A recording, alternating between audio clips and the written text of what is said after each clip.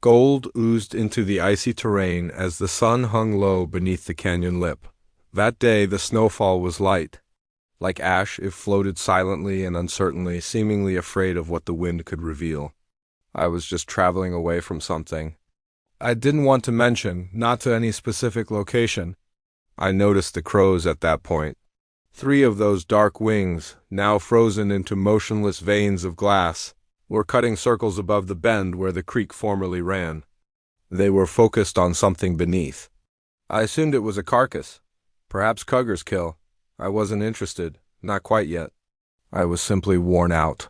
However, a sound was transported by the way the wind altered. The faintest human whimper in the cold, without a word or a shout. I was on the verge of continuing to ride when the second sound like someone trying not to cry came, and I am unable to ride beyond that sound. She was lying face down in the red soil in the hollow. Because of the blood and heat that were still present, the snow melted around her body. The remnants of her clothing, if you can call it that, were wet through at the hip and ripped at the shoulder. 2 arrows protruded from her back, crooked but not deep. Her braid was partially ripped loose and knotted. Her bare feet appeared to me, rough and scraped, with her toes curled inward like a child's. She didn't flinch, but I was cautious not to scare her when I dismounted and dropped next to her. Her mouth moved. There was no sound. Although they twitched, her eyelids remained down. She was dying. That much was obvious. I scooped her up anyway. Her name was unknown to me. Her tribe was unknown to me. Didn't know what adversaries might come next. But before getting back on my horse, I wrapped her in my coat like a delicate object. Like a breath I hadn't taken in years, she pressed against me. I also didn't question why I was unable to leave her. I simply knew that I couldn't. It was almost silent on the way back to the cabin. My Mari moved cautiously across the ice, as if she was aware that we were carrying something holy. I held the woman's hand over her heart the entire time to feel it and make sure it continued, not to hold her. I remained silent. It felt pointless to speak. However, her eyes had opened once when I looked down. She questioned something while wide-eyed, feverish, and even silent. Why? That glance followed me all the way to my front door. The cottage I lived in was constructed with a lot of obstinacy and bent nails. Beside the wall, firewood is piled. Like prayers, it was empty yet comfortable inside. A man's house with no prospects. I had purposefully kept it that way. I placed her on the fireplace cot. Tore pieces of linen off an old undershirt, boiling water. Despite my lack of knowledge, I was able to be compassionate with wounds. It felt like a deer was harmed when those arrows were pulled from her back. But I took my time and was cautious. She tightened her teeth and allowed a single tear to roll sideways into the blanket without ever making a sound. She had paint marks on her skin. I understood that it was ceremonial and not paint. The dignity had not diminished, but the hues had. With sweaty palms and trembling fingers, I sewed her discreetly. To soothe myself, I told her things she wouldn't comprehend. Mary, my wife, would have handled this more skillfully. She got along. Well, with others, I didn't think she would respond. She didn't, however. She kept an eye on me the entire time. I stayed by the fire that evening. She slept next to it, twitching and hot in her fantasies. I jotted down her name in my journal as I was sitting in my recliner. It was only a guess, not her actual one, Nieli. At the moment, it had no meaning for me. All I had to do was breathe. Something gentle into the air to see if she was breathing. The wind shifted once more the following day. She was awake, but she remained motionless and silent while I spooned broth into a bowl and placed it next to her. She left it alone. After giving her a single nod, I stepped outside and walked loudly enough for her to hear me. I'm not going to trap you, I said loudly enough. You are free to depart whenever you like. She didn't go, though. She was strong enough to sit up by the 3rd day. Horse was her first word. They'll arrive? I stopped mid-sentence. Who? She fixed her gaze on the window. Those that did this will want to see it through to completion. I made no inquiries, simply add logs to the fire. She went on to say, You can still leave me somewhere. I gave a headshake. Nobody is leaving, not here. I sensed it when she gave me a serious gaze.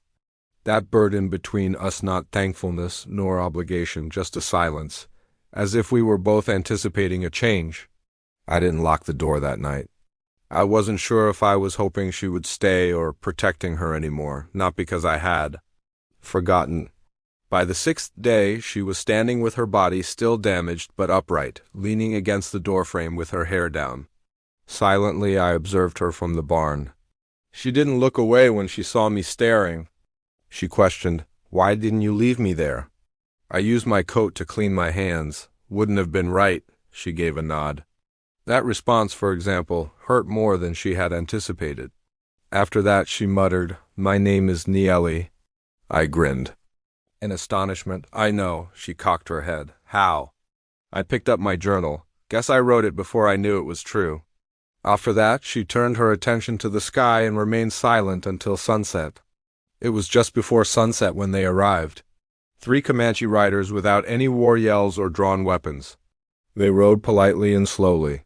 Wearing my old buffalo duster, Nieli stood at the porch. She didn't tremble. She didn't recoil. One of them got off the horse, an elderly man with gray hair, watched like a stone in water. He glanced at me, then back at her. In Comanche, he said, "You live?" "I do," she said. He gave me a look, due to him. I maintained eye contact, didn't say anything. He faced her once more. "Are you aware of what tradition states?" Slowly, she nodded. "Yes, I do." I scowled. "What custom?" The man turned in my direction. "She was saved by you. You are now afire because of that, her house." I gazed at her after opening and closing my mouth. She avoided looking at me. "You have a right," the man continued. I said steadily. "I didn't do it for a reward. It's not a prize. The law is in effect." The 3 of them rode off into the fading dusk after he mounted once more and gave one. More nod. I was silent for a long time. She didn't either. I questioned, "What does it mean to you?" In the end, with a hushed voice, she turned to face the fire. "It means I belong to you, unless you say no. That was not what I wanted. I didn't want anyone to own her. No one, not even myself, belongs to me," I declared. "You are free to remain here if you so choose, but not according to the law." Her eyes were exhausted as she looked at me, but not from suffering, but rather from holding on to her dignity for too long. She replied, "Then I'll stay, not as yours, but with you." Something inside of me changed like a river that has thawed. Yet tranquility doesn't last forever. 2 nights later, the second group arrived. 5 guys from the rival tribe that pursued her had darker paint. There was no visit here. It was time to reckon. I took my rifle outside onto the porch, and Nieli came beside me, whispering, "You should go in." "No," she replied. "I will end this." Her hair was loose and wild about her shoulders as she downed the stairs barefoot in the snow. She addressed them in their own dialect. Although I couldn't hear the words, I could understand the subsequent stillness. Then a bow was raised. At that point, I took the initiative. "I told you to consider carefully before you lose that arrow." He paused. Nieli stated something calm, forceful, and different. After staring, the man dropped the bow. They turned their horses one by one and just went. Not because they were afraid, but rather because something in her voice indicated that she had already decided where she would die if necessary. They took her word for it. I did too. She sat by the fire once more later that evening. I prepared tea. She murmured, "Thank you for what?" before we could exchange words. "For standing beside me, not in front of me." I gave her a look. The way her face was touched by the firelight.